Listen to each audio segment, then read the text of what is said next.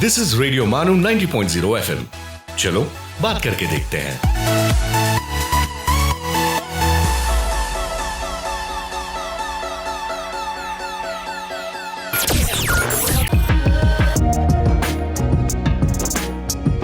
आइए अब सुनते हैं क्रॉनिकल्स ऑफ द पास्ट।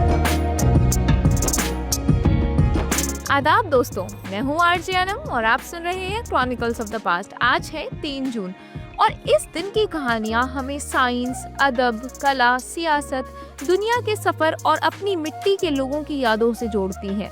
तारीख के पन्ने आज भी जिंदा हैं, बस उन्हें महसूस करने की देर है और यही तो मकसद है क्रॉनिकल्स ऑफ द पास्ट का।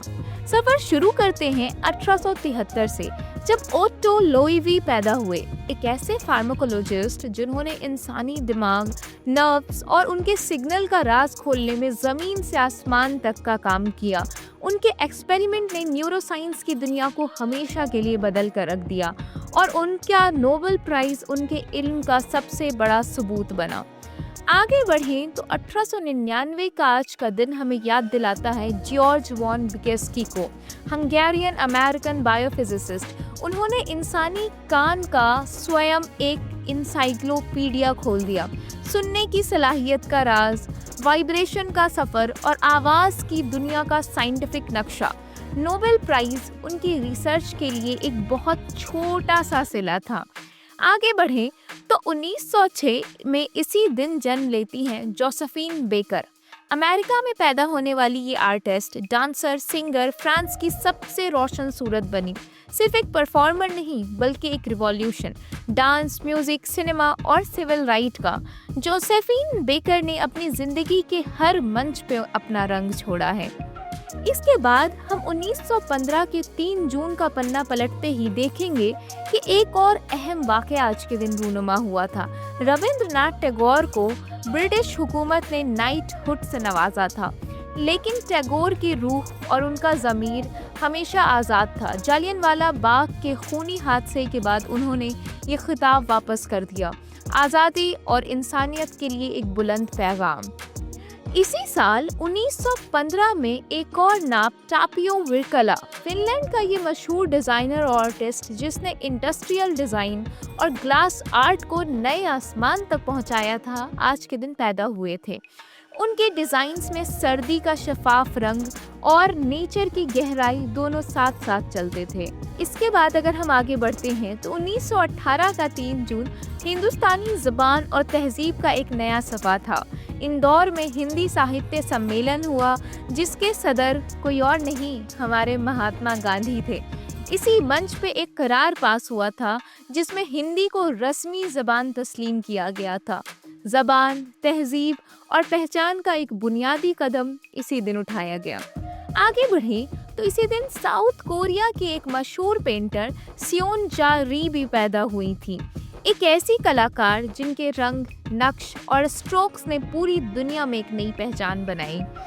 इसके बाद आज के दिन हम हमारे हिंदुस्तान के एक राज्य बिहार के एक रोशन सितारे को याद करते हैं।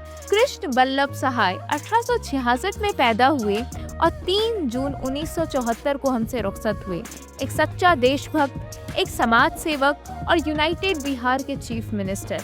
उनका सफ़र आज़ादी की तहरीक, कांग्रेस की सियासत और बिहार की तरक्की से जुड़ा रहा।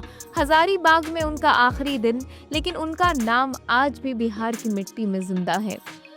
इसके बाद अगर हम आगे बात करें तो 3 जून 1901 को जन्म लेने वाले जी शंकरा क्रूब भी तारीख का एक अनमोल हिस्सा हैं। मलयालम साहित्य के सितारे, पहले ज्ञानपीठ पुरस्कार जीतने वाले शायर और अदबी नुक्कड़, पद्म भूषण से सरफराज। उनकी कलम ने केरला के अदब को एक नई शिद्दत दी। इसके बाद 1959 का ये दिन सिंगापुर के लिए आज़ादी का पहला कदम था, जब उसे सेल्फ गवर्निंग स्टेट डिक्लेयर किया गया। एक छोटा सा जजीरा, मगर हौसले, डिसिप्लिन और इंफ्रास्ट्रक्चर की मिसाल। इसके बाद हम देखेंगे कि 1922 का 3 जून एक अफसोसनाक हादसा भी याद दिलाता है। पेरिस के ऑर्ली एयरपोर्ट पर एयर फ्रांस का बोइंग 707 क्रैश हो गया। कहानी रुक गई, सपने टूट गए। जिन लोगों को अपने लोगों का इंतज़ार था, उनका इंतज़ार सदियों में बदल गया, लेकिन यादें बस बच गई। जी हाँ दोस्तों, तो ये थी 3 जून की कहानियाँ। आप सुन रहे थे क्रॉनिकल्स ऑफ द पास्ट। मैं हूँ आरजे अनम। कल फिर होगी आपसे मुलाकात एक नए वाक़े, एक नए एहसास के साथ। तब तक के लिए अपना ख्याल रखिए, सीखते रहिए और सुनते रहिए रेडियो मानू 90.0 FM। चलो बात करके देखते हैं। You were listening to Chronicles of the Past.